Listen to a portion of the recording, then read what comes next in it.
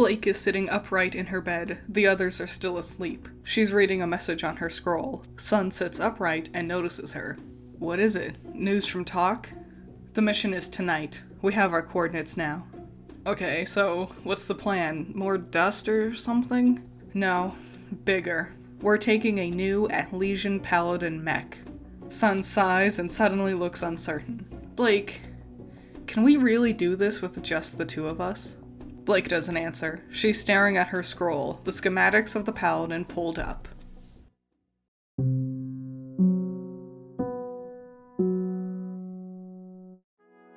We cut to Team Orange. Ruby, Jean, and Neo are moving around, getting ready. Oscar, however, is hunched over his own scroll. What you doing, Oscar? Texting Ozpin. I was asking him about Team Venom.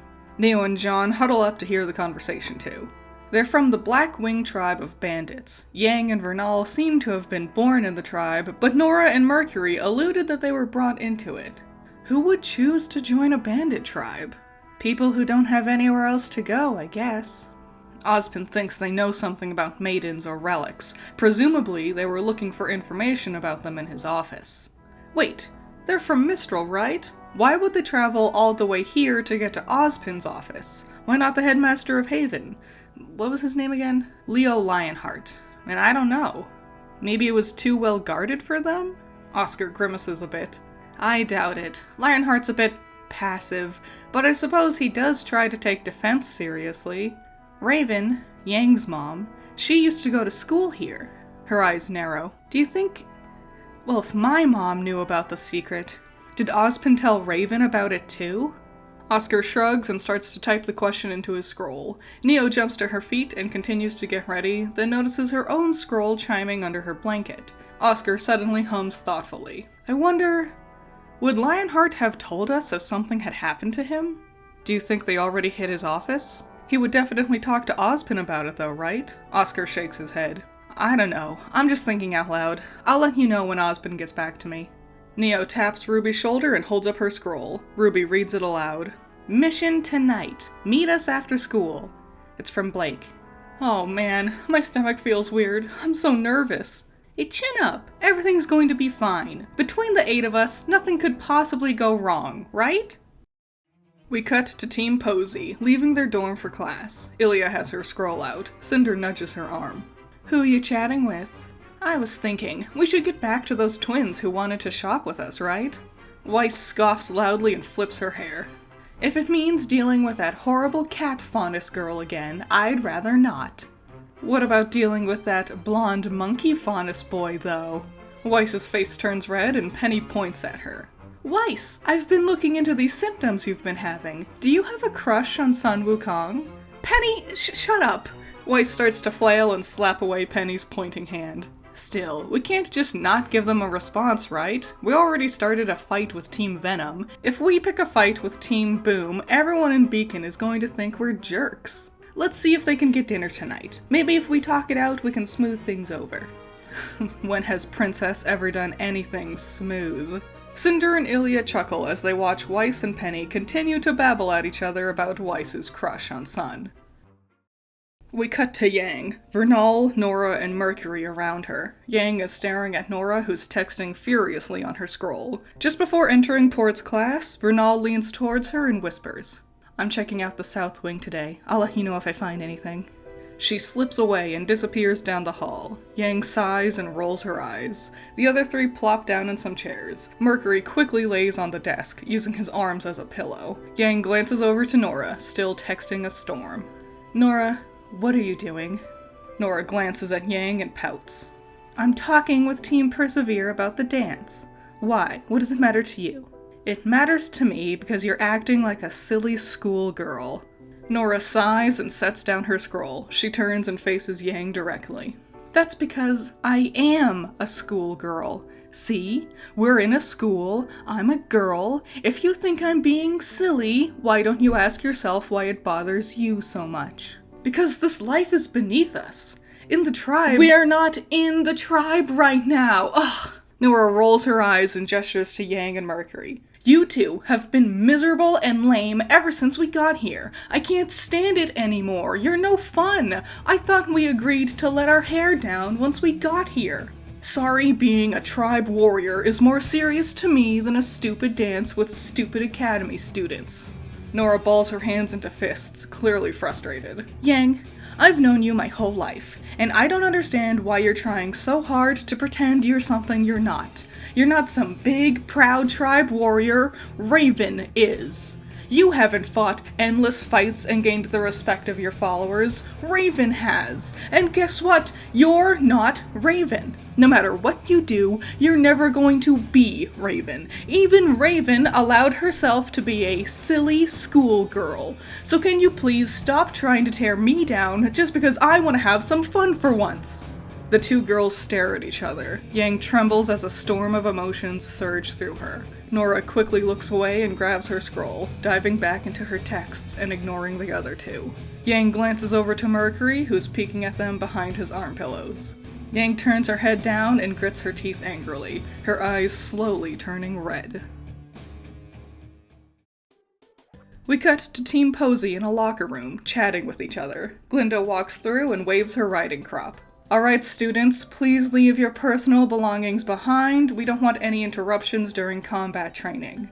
The girls pack their stuff into different lockers, then follow along with the rest of the class towards the arena. We pan up into the rafters and see Vernal, crouched silently and watching as the room empties. Once everyone's gone, she teleports with a flurry of petals and reappears in front of the lockers Team Posey are using.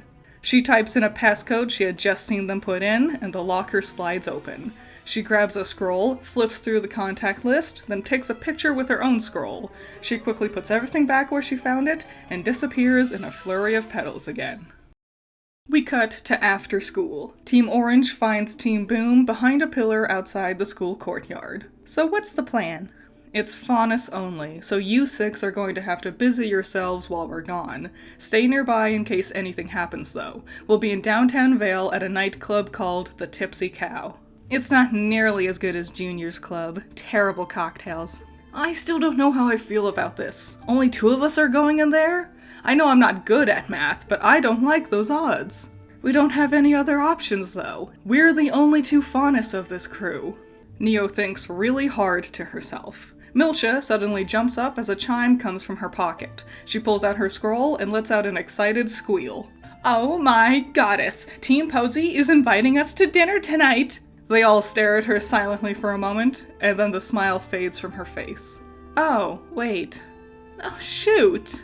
Maybe you can just reschedule with them. Or maybe ask them to join us. That one girl said she was a Faunus. She could be our backup. We can't drag more people into this willy-nilly. Besides, I don't think the Schnee heiress would want to fight for White Fang Faunus. Neo stares intensely at Blake, her eyes glued to her cat ears. If I cancel on them, it'll be super weird, right? I made this big deal about wanting to spend time with them. If I flake now, they'll never talk to us again at best. At worst, they'll start to get suspicious of something, right? Well, we all can't enter the Tipsy Cow anyways. Maybe you could invite them and go to a nearby restaurant.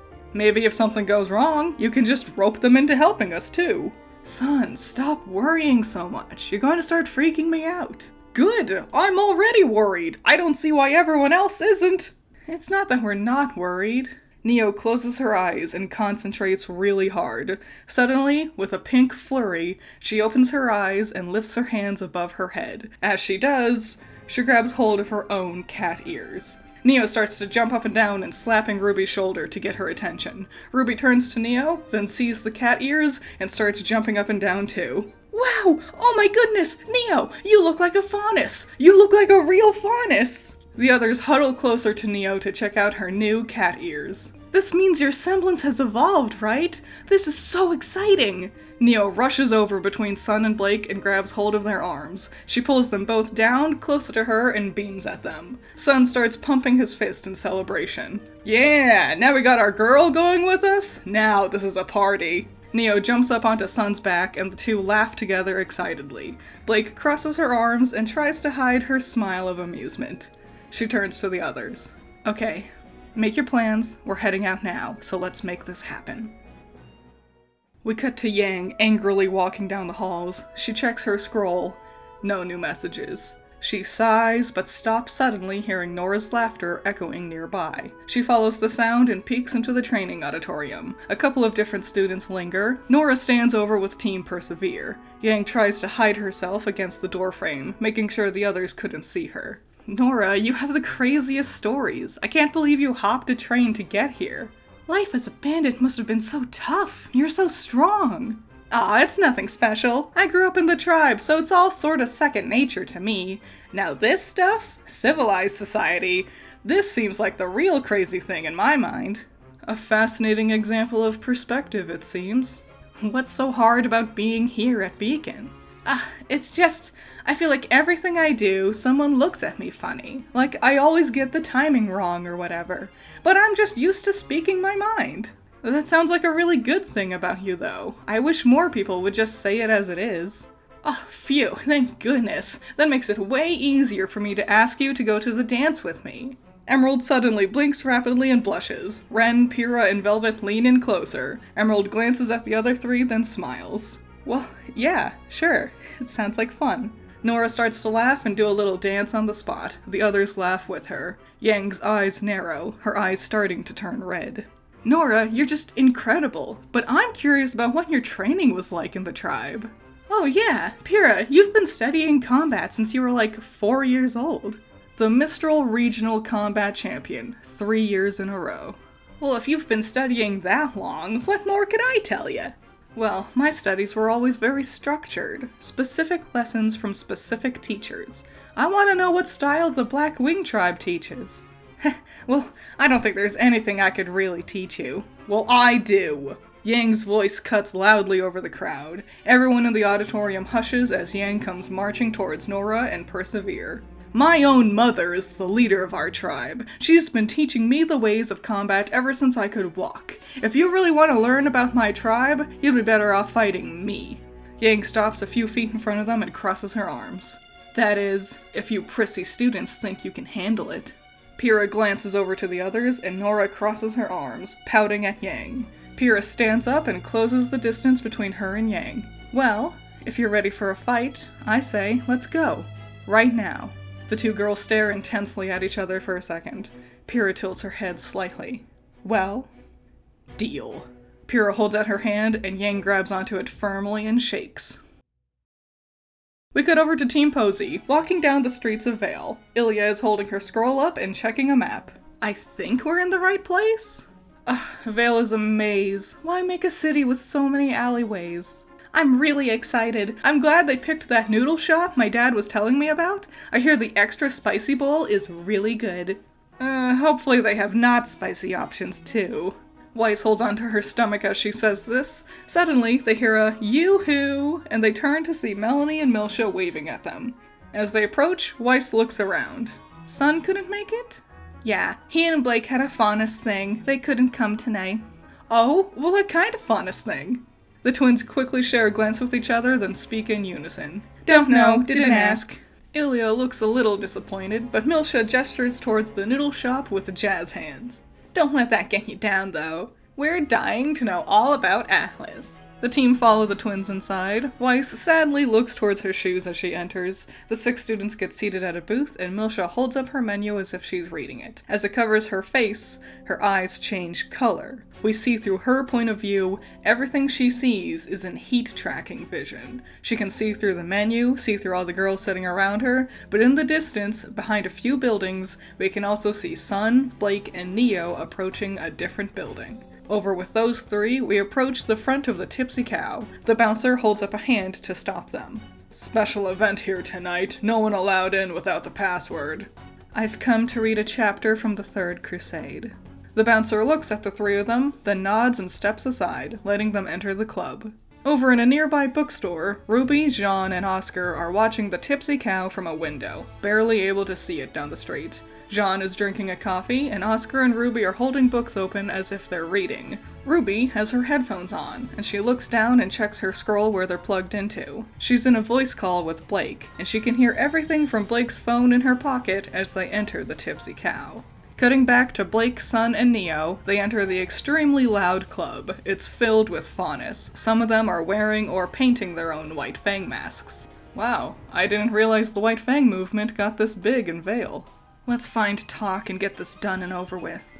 Neo holds tightly onto Sun's sleeve, looking around curiously at everything around her. We see her wince momentarily and hold onto her cat ears, but shakes her head and keeps going. Talk's voice cuts over the music. There you kids are! Blake turns and watches as Talk aggressively pushes her way through the crowd. Neo hides behind Sun even more, hoping Talk won't recognize her.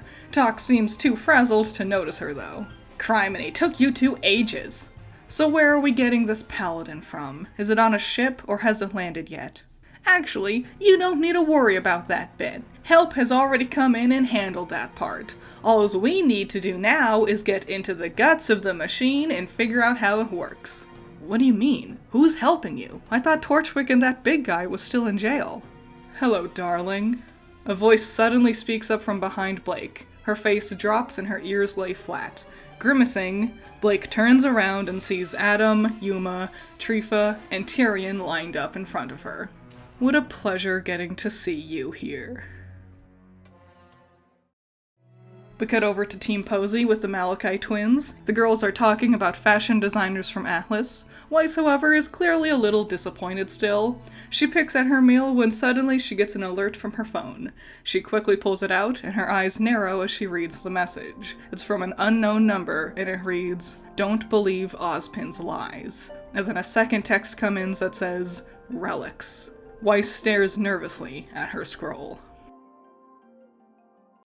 Shout out to the fan art, thank you so much. You're all so cool, I always love seeing it. It's so fun, you're so creative and interesting. I appreciate you so much. Everything you do is cool, and I like it, and you're awesome, and I cannot thank you enough. It's always so much fun seeing this kind of stuff. And shout out to my $10 patrons, you're all amazing. Andrew, Valhalla Knight, Chamomile, Classy Critic, Genital War Thunder, Jake, Amber, Scaring Crows, Not All That Evil, Holly, Messiah, Jacob, Ben's Sketchbook, Rain, Trash, Wild Pilot, Josh, Twisty, Juan, Bunkin Duncan, Hoodie Angel, Ranger, Sean, Primaroon, Overhypen, Lavaros, Knight, Plague, Tyrene, Thanos, Pandemonium, Peter, Agiri, Shahid, Eden, The Eliza, Doki Pokey, Moon of Blues, Spencer, Bargus Blue, Cage the Mage, Zappy, and Wolfgang. Thanks, I hope you liked this one. This is one of my favorites. I'm so excited. So much fun stuff is happening. What did you think of the episode?